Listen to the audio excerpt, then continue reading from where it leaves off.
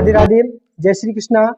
Success point study में आपका स्वागत है। अपन बात कर रहे थे कोशिका के बारे में, कोशिका की परिभाषा, उसके प्रक्रमों के बारे में और उसके अंदर होने वाली गतिविधियों के बारे में अपन ने अध्ययन किया था।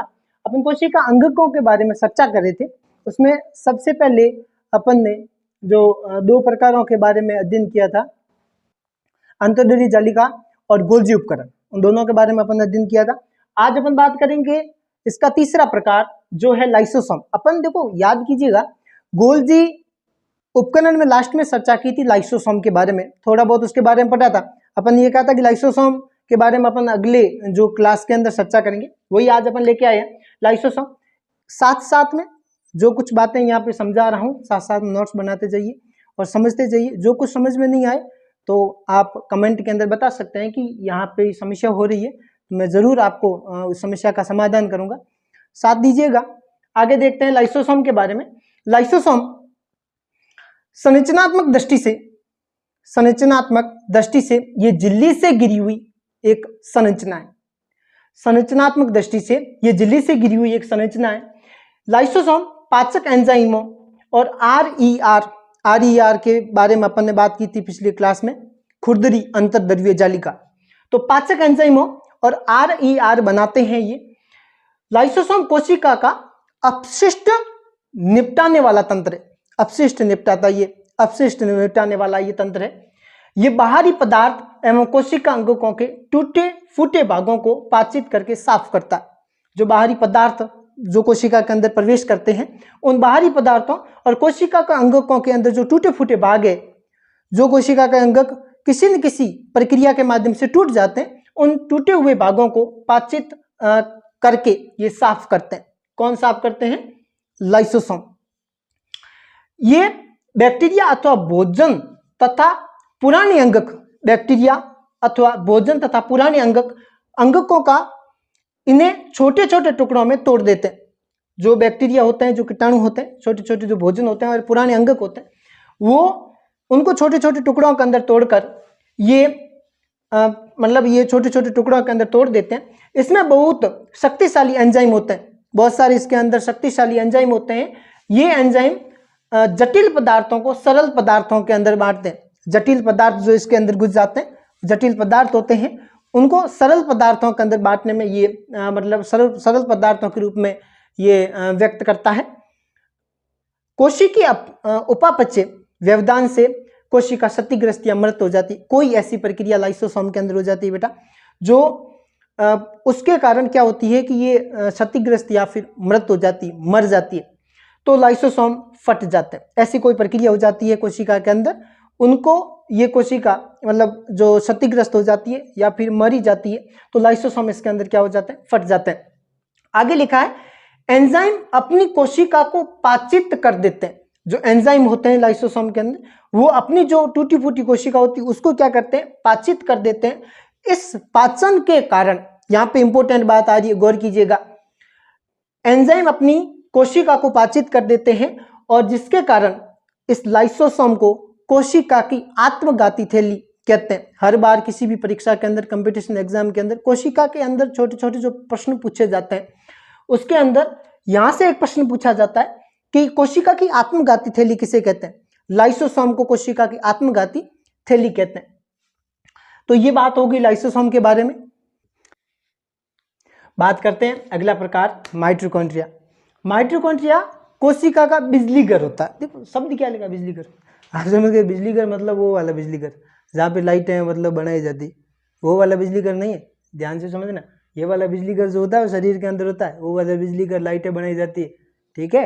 हाँ, ध्यान से देखना क्या लिखा है, माइटोकॉन्ड्रिया कोशिका का बिजली घर होता है, लाइट वाला बिजली घर नहीं होता, ठीक है, कोशिका का बिजली घर होता है। ये दोहरी झिल्ली, कौन सी झिल्ली से बना होता है? दोहरी झिल्ली से बना होता है। दो ऊपर नीचे पीछे आगे पीछे, दोहरी झिल्ली, ठीक है। ये बाहरी झिल्ली छिद्रित होती है इसकी, जो बाहर की तरफ झिल्ली होती है ना इसके अंदर, माइटोकॉन्ड्रिया के अंदर, ठीक है। बाहरी झिल्ली छिद्रित होती है और भीतरी झिल्ली वल्लित होती है। दो झिल्लियां होती है, एक अंदर की तरफ होती है और एक कहाँ होती है? बाहर की तरफ होती है। बाहरी झिल्ली कैसी होती है? बाहरी झिल्ली छिद्रित होती है एवं भीतरी झिल्ली कैसी होती है? वल्लित होती है, ठीक है। आगे देखना, एटीपी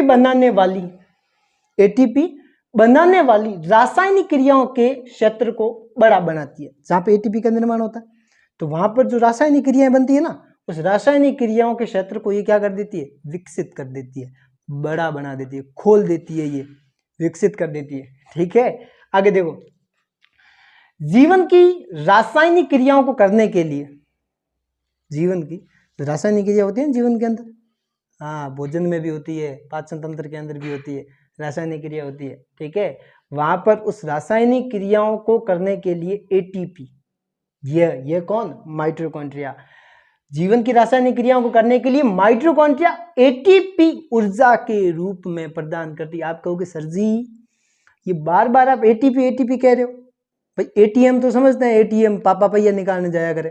ठीक है, ये एटीपी क्या है, एटीपी का पूरा नाम होता है एडिनोसिन ट्राइफॉस्फेट, वो देखो नाम लिखा है। ठीक है, एडिनोसिन ट्राइफॉस्फेट होता है, ये इसके रूप में ऊर्जा प्रदान करते हैं। ठीक है, आगे देखो, तो एटीपी के रूप में जीवन की रासायनिक क्रियाओं को करने के लिए माइटोकॉन्ड्रिया एटीपी के रूप में ऊर्जा प्रदान करते हैं।